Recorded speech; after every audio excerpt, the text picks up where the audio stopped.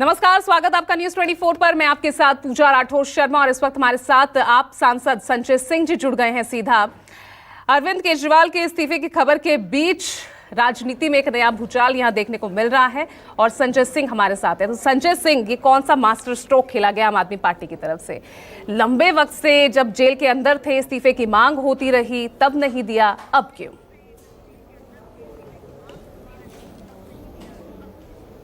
देखिए, ऐसा है कि भारतीय जनता पार्टी के मकसद को फेल किया अरविंद केजरीवाल जी ने। इस्तीफा नहीं दिया इसलिए कि लोकतंत्र की रक्षा करनी है।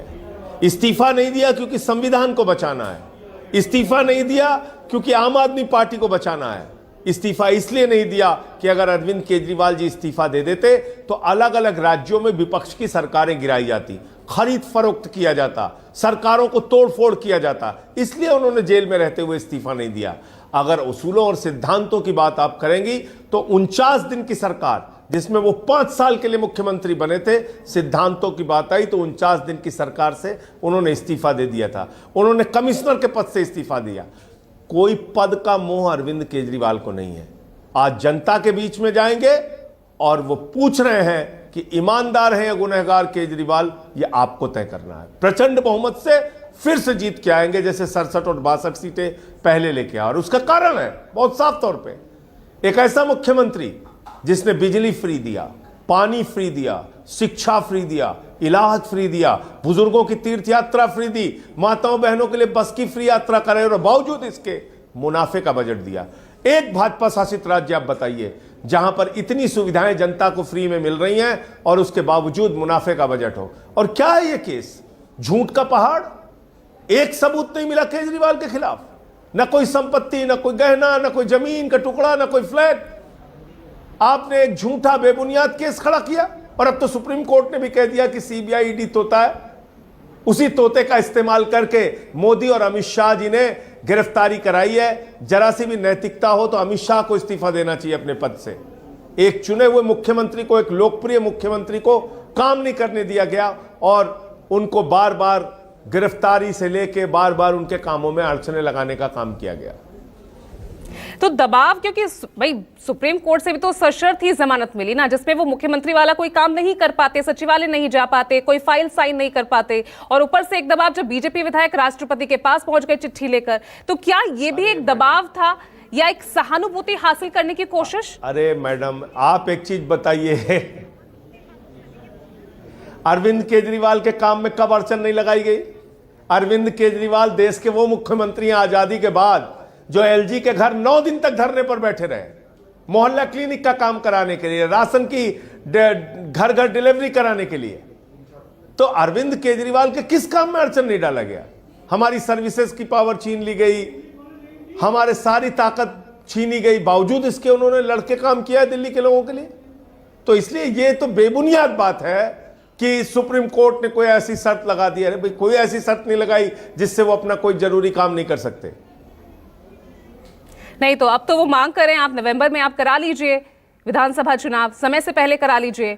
और दूसरी बात, अब नया सीएम, अब सबसे बड़ा सवाल इस वक्त यही है संजय सिंह जी कि अब सीएम होगा कौन या होंगी?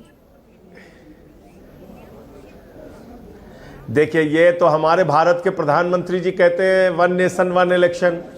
वो तो बार बार इस बात की वकालत करते हैं कि सारे चुनाव एक साथ होने चाहिए। तो पहले तो गलती उन्होंने की कि महाराष्ट्र और झारखंड का चुनाव नहीं कराया, हरियाणा और जम्मू कश्मीर का कराया।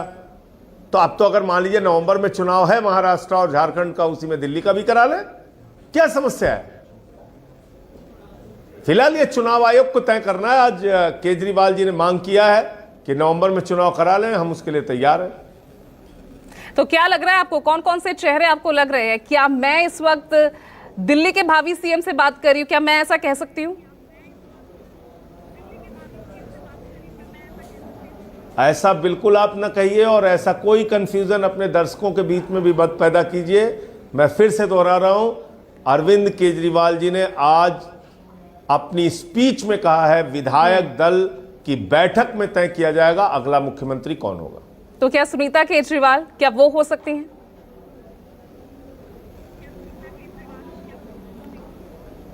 अब देखिए, मैं आपसे यही फिर कह रहा हूं कि विधायक दल की बैठक में तय होगा अगला मुख्यमंत्री कौन होगा।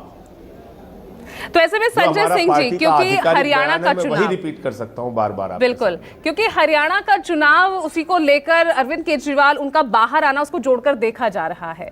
अब ऐसे में हरियाणा को लेकर, क्योंकि चिंतन मंथन चल रहा है, दिल्ली की तरफ तो आपने सभी का ध्यान घुमा ही दिया है इस्तीफे के पेशकश करके, तो अब ऐसे में हरियाणा के चुनाव को लेकर भी इसे एक तरह से एक रणनीति जो बनाई गई है आपकी तरफ से, उसी के लिए कहा जाए कि अब आगे बढ़ती हुई इसी पर आम आदमी पार्टी की रणनीति दिखेगी?